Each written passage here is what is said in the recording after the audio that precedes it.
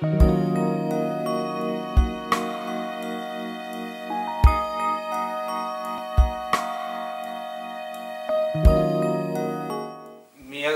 jesmo kompletni i imamo tu ljubav u sebi, ali ta neka svakodnevnica kao da nas stalno negira to iznutra, kao da imamo taj neki osjećaj i osjećamo i stres i nezadovoljstvo i bilo šta, a nemamo potrebu i kako to blokira tu neku našu ljubav, na koji način možemo se zaštitimo na neki, jednostavno da ne pokrije tu ljubav koju znamo da je tu, ali opet to se desi. He says, like, we all know deep inside we are that love, but the everyday life, the burden of the everyday life kind of negates that. And so how do we protect ourselves from this burden? And clean. How? And cleanse, yeah. What do you think?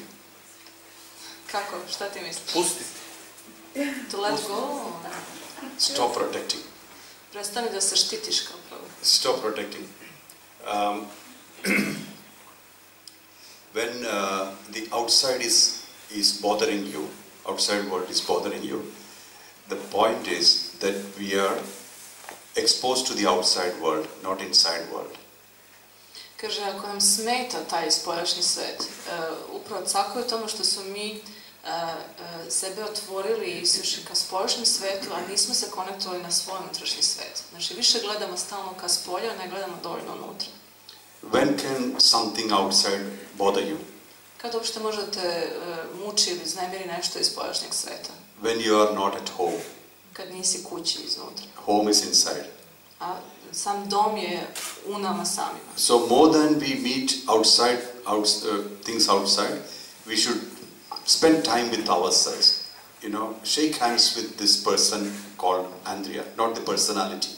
Personality you have kept outside for the people to see. But there is a person inside who's projecting this personality, right? In the night when you sleep, you switch off the personality and you sleep. But when you wake up, you again switch on the personality and the world will see you. So this thing you must understand clearly. Kaže, moramo razumjeti da postoji razlika između ono što mi istinski jesmo i neke te ličnosti koju mi koristimo poput neke maske u svakodnevnom životu. Čim se probudimo ujutro, mi uključimo tu svoju ličnost i idemo u svet. Ja? Ali kad noću idemo da spavamo, mi onda isključimo to, kao projektor u bioskopu isključimo i onda smo sa sobom. To je upravo fora u tome da se što više konektujemo sa onim što mi jesmo, da budemo što više sami sa svojim istinskim sopstvom i onda sve drugo se menja. When you say, I know Mohanji, you probably know the figure, the image, and the expression. But do you know the consciousness? Kad kažeš, ili kad neko kaže, ja znam Mohanđija, vratno misli na njegovu kosu, izgled ili neka njegova učenja ili ono što iskazuje. A da li možeš da kažeš znam njegovu svest? Likewise, you need to shake hands with your consciousness, the real you, which is projecting this personality called Andrea to the world outside. The moment you disassociate with the personality and you think, I am the projector, not the projection, I'm the projector, not the feature film, then you understand nothing affects me. Nothing affects the projector, only it affects the screen outside of you. Kad znači se, kako kaže, što više rukujemo ili konektujemo sa onim što mi istinski jesmo, tek onda možemo da shvatimo da ta ličnost koju mi projektujemo u društvu, da je to samo projekcija, a da smo mi taj koji projektuje. Znači, gledamo iza tog projektora što projektuje sliku na ekran bioskopu. Gledamo iza tog projektora i vidimo ko je taj koji to projektuje. I sa tim svojim istinskim ja duboko iznutra treba da se konektujemo. We all say we know each other, but we are only knowing the personality, not the person. The moment we know the person, there is no fight, no war, nothing. It's just love. Because person is the same. Various different projections, like various feature films. You know, some are comedy, some are tragedy, some are drama, some are action. This is all needed by the world. Kažem, kad se mi stvarno konektujemo sami sa sobom, onda možemo da istinski volimo, razumemo ili da se istinski razmenimo ljubav i energiju sa nekom drugom osobom, jer se konektujemo sa suštinom te osobe, a ne sa ličnošću. Ličnost se iskazuje na različite načine, kao što u filmovima imamo komedije, drame, tragedije, tako i naša ličnost ponekad menja. Ta maska se malo promeni levo ili desno, ali kad istinski osetimo nekoga kao sopstvo, ono što istinski jeste, tek onda stvarno volimo nekoga. We all watch the movies, right? And sometimes we feel sad, sometimes happy, sometimes we laugh, sometimes we cry. When the projector switches off, the screen is blank, then we come home. Maybe we have some impressions about the film, and 1 week later, we forget. This is our life. Kažem, samo primjer odlaska u bioskop i gledanja nekog filma je metafora čitavog našeg života. Znači, gledamo tu projekciju na ekranu, u zavisnosti od sadržaja filma, nekad se smejemo, nekad plačemo, nekad nam skoči adrenalin, neke akcije i slično. I da kad to sve prođe, vratimo se kući. Tako isto i sa našim životom. Ta naša ličnost prolazi kroz sve to i onda dođe vreme da duša napusti telo i mi se vraćamo kući. So, it's important to know. The projector is never affected with any feeling, whether it is comedy, tragedy, drama, action. Projector remains the same. It keeps projecting, you know. And when it is off, it's off. Okay, whatever feeling is finished. I kaže, važno je znači znati da koji god da je film na ekranu, kakva god vrsta ili žanr, projektor nikad nije taj film. Znači, projektor projektuje ovo ili ono, ali on sam po sebi ne zavisi od tog filma i kad se ugasi, slobodan je da se upali ili da se ugasi, on dalje postoji. Tako da to je istina i našeg postojanja. So keep being the projector. Or at least remember you are the projector. Znači, dok smo u telu kao duše, važno je da osvestimo da smo mi projektor. Be the actor, not the role. Budite taj glumac, a nemojte budete ta uloga, ne identifikujte se sa ulogom.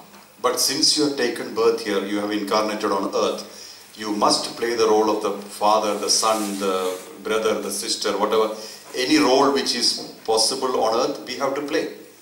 But understand that this is just a role. We are not that. You know, a husband is only a husband when there is a wife.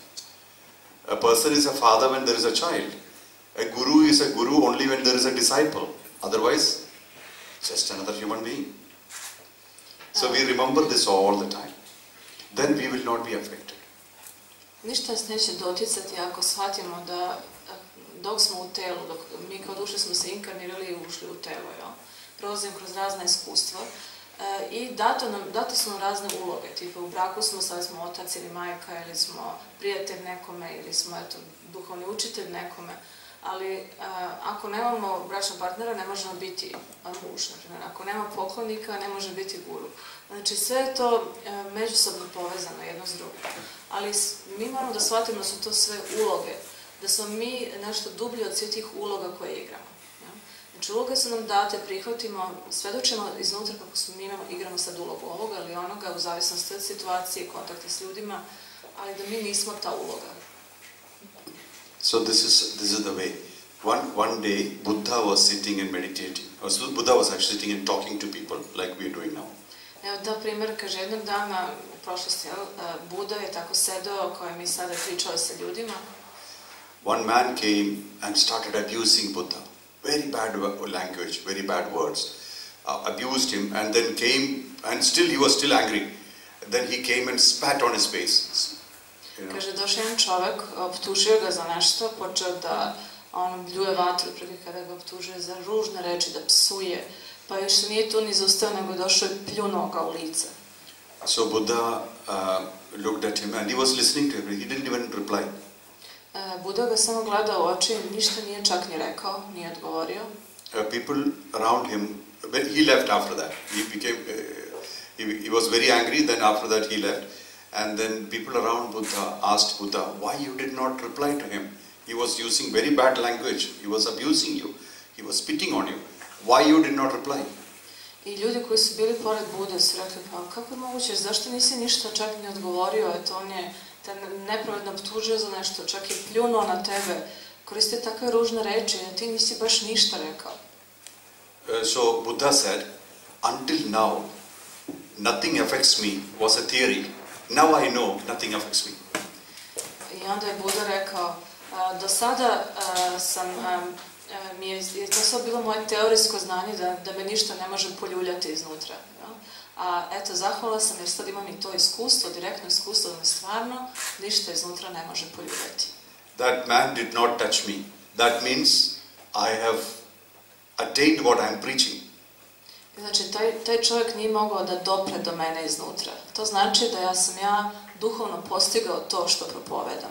The moment outside world cannot affect you, you are fully settled, you become very powerful. Znači, u tom momentu kad spoljašnji svet više ne može da nas sprovocira, povredi, dopre do nas, jer smo se toliko duboko ustoličili u sebi, onda stvarno postajemo jako moćni. It's easy for the mind to get agitated, because even if somebody abuses us, what aspect of us become angry or agitated? Kaže, lako je, ako nismo ukorenjeni u sebi, u svesti svog sopstva, lako nas neko može iznervirati i poljuljati. Ali da se uvijek pitamo, moramo ući duboko u tu istinsku introspekciju. Kad nas neko uvredi, koji to aspekt nas je uvređen? It's the ego. Jedino se ego vređa. Ego gets affected. None of the other faculties get affected.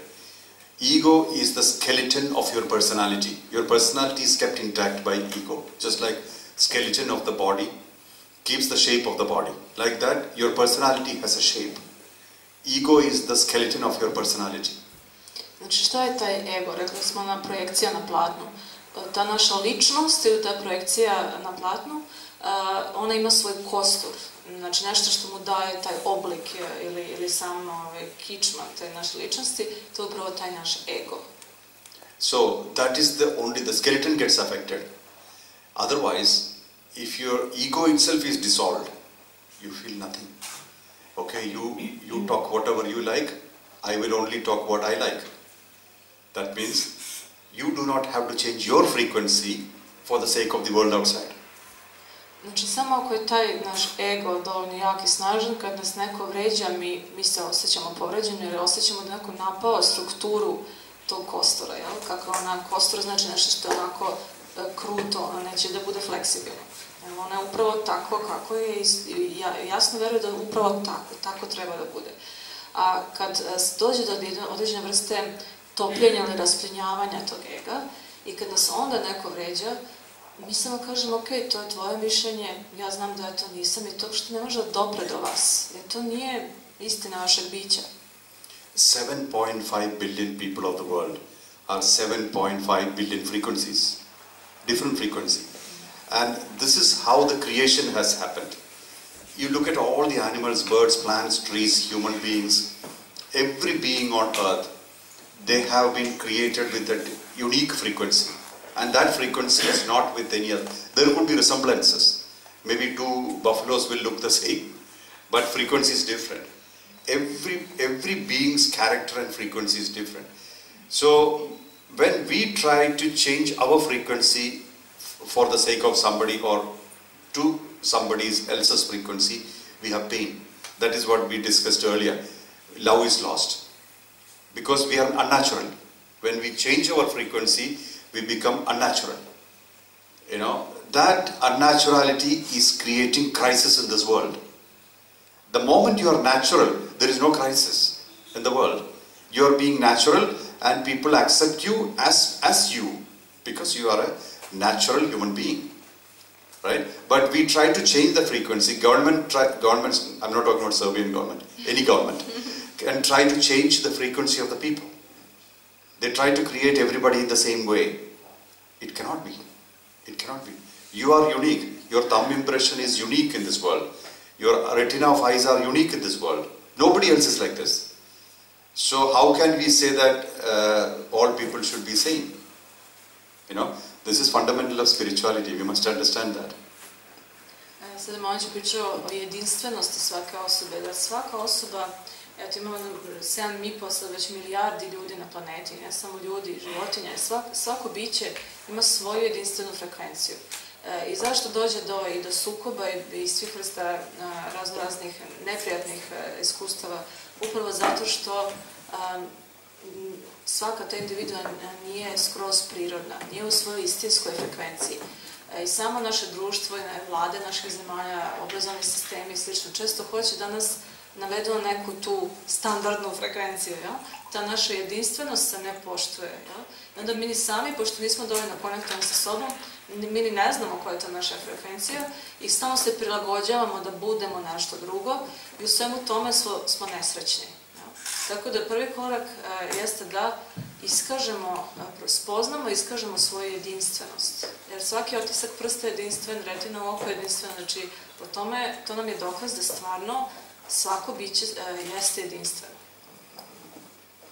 So when we recognize our frequency and we say, if some person is abusing me, I do not want to go to that frequency. So I'm not saying be a doormat, but you respond. Listen, you are not too well today. We will talk tomorrow. Or let us discuss instead of arguing. Like that, the moment your inner peace, you are not compromising your inner peace and you are fully calm and quiet inside and you are responding to the world like that, they will stop abusing you or they will stop taking you for granted because you're not giving the usual reply. Znači, po pitanju te jedinstvene frekvencije, ako osetimo svoju frekvenciju i ne damo da se ona poljulje, da se pomeri, kad nas neko napadne iz spoljašnjeg sveta, znači neko nas uvredi i napadne, on u tom momentu emituje svoju neku frekvenciju. Upravo je cak u tome da se mi ne promenimo svoju frekvenciju na njegovu, nego da ostanemo u svojoj frekvenciji, da budemo skroz mirni iznutra, da kažemo onako skroz objektivno, mirno, vidi, možda danas nije pravo vreme da o ovome pričamo, ajde, evo, drugi put ćemo se naći i popričat ćemo se, nek malo to oladi, jel? I onda, s vremenom, ta osoba neće moći ponovo da napada na isti način, jer mi nismo odgovorili na provokaciju, na tu udicu koja je bila bačena na nas. You know, in India, we normally leave the slippers outside, shoes outside the house. We don't take it inside. There is a reason for it. Shoes represent the outside world. You know, we keep the shoes outside, then we enter the house. So that means you are not bringing the outside world into this house. And when we go out, we take the shoes and we go. So this is one aspect of it. That means you keep your outside world outside. Don't bring it inside. The anger, hatred, agitation, all the things which we encounter each day outside, in the outside world, keep it outside. You know? Kako to postići? How to achieve that? Yeah, I will get there. And then when you come inside, be you 100%. Be 100% you, and this is your home. Kaže, u Indiji iz drevnih vremena je da do danas postoji taj običaj da se obuća ne unosi u kuću. Kao to ima jedan dublje metaforično značenje, da ono što smo nakupili iz društva i sve te razne negativnosti i proljaštine ne unosimo u sebe i u svoju kuću, u svoj unutrašnji prostor. Isto tako, kad izađemo napolje, obujemo te svoje cipele, opet idemo dalje u džunglu, u svakodnevni život, ali ne unosimo to u svoj dom. What is a peaceful house? Kakav dom je miran dom? When the people of the house are peaceful. Kada su ljudi u tom domu mirni. You know, so how do you become peaceful? A kako da postanemo smireni ili mirni? You have to connect to yourself, not as a personality, but as a person. Znači, morate da se konektujete sa svojim istinskim ja, ne sa svojom ličnošću, nego sa onim što vi stvarno jeste, sa tom osobom ili sopstvom u sebi. Which aspect of you is always truthful, 100% truthful, honest? Which aspect of you? Koji aspekt vas samih je uvek 100% istinit? Any idea? Imate predstavu? Your body. Vaše telo, na primjer. Body never lies. Telo nikad ne laže. Body is always truthful. Uvijek je istinito. There is no change in body. I mean, change in the sense, body doesn't, now I am hungry, then it will not change the mind, now I am not hungry. When body says body is hungry, it is hungry. Just like children, you know. When they say I need a toffee, they need a toffee. They mean it. Kaže, kao što deca kad kažu, treba mi sad jedan slatkiš, oni stvarno to misle, treba im slatkiš u tom momentu. Tako isto naše telo nam daje jasne signale kad je ono gladno, ono je gladno, znači glad se javlja u fizičkom telu i to je fakat. Možemo mi sad reći, ipak ja nisam tako gladan, na dijeti sam i slično, ali telo jasno pokazuje svoje. If you have a very truthful friend, a friend who is very honest, what is the advantage? Kad imate nekog prijatelja koji je uvijek jako iskren i istinit, koja je prednost toga? Even if it's not so good to hear, he will always tell you the truth. Kaže, prednost imati takvog prijatelja, prednost toga je da čak i ako nešto možda nije baš tako uvijek prijatno čuti, on će vam to reći u lice. Body is like that. I naše fizičko telo je upravo tako. If you listen to the body, you will never have illnesses. Ako istinski slušate svoje telo, pratite svoje telo, njegove signale, nikad nećete biti bolesni. Because when body wants rest, it will tell, I need to sleep. When body wants food, it will tell, I want food. When body is thirsty, it will say, I want water. Everything body will say, but we don't listen. Kaže, kad naše telo je umorno, kad hoće san, ono će ti da signal, potreban mi je san, ili potreban mi je hrana, ili voda. Nego problem je u tome što mi ne slušamo uvek šta ono govori. How much time when we want to go to toilet, we don't go, because the situation is not right. Recimo, neka nas ide u toalet, ali situacija nam ne dozvoljava da u tom momentu odemo do toaleta. When does the body say, I want to go to toilet? Kad telo kaže, hoću idem u toalet? When it is the right time. Kad je upravo pravo vreme za njega da ide u toalet. But the mind says, this is the wrong time. Ali kaže, ne može sada, sad nije pravo vreme. Mind has no idea. Ali istinski ne znaš. How do you connect to yourself? Connect to the body. Znači, sad cijela priča da nas navede do odgovora što ste mi pitali. Znači, kako da dopremo do sebe, iz istinskog sebe iznutra? Prvo krenemo od tela. Konektujemo se sa telom, istinski slušamo telo. And when you actually feel your body, when you connect to your body and feel the vibrations of the body, you will feel extreme peace, peacefulness. Kad duboko se konektujemo sa svojim telom, kad stvarno osjetimo svoje telo, primetit ćemo da svedočeći to polako dopremo do jednog dubokog mira u sebi. Start feeling life, not doing life. Feel life, feel the body, feel the life, feel the vibrations. You will see a totally different, you will have a totally different feeling about existence. Kaže Mohanđiju, jako je važno da počnemo da osjećamo sebe, da osjećamo život. Ne samo da smo u akciji, u nekoj radnji sve vreme, nego da više osjećamo. I to je toliko jedno jednostavno učenje i to može da vam promeni ceo život. Tipa odemo u prirodu i samo osjećamo miris trave. Znači, prebacimo se više na osjećaj, a ne manje na akciju ili radnju.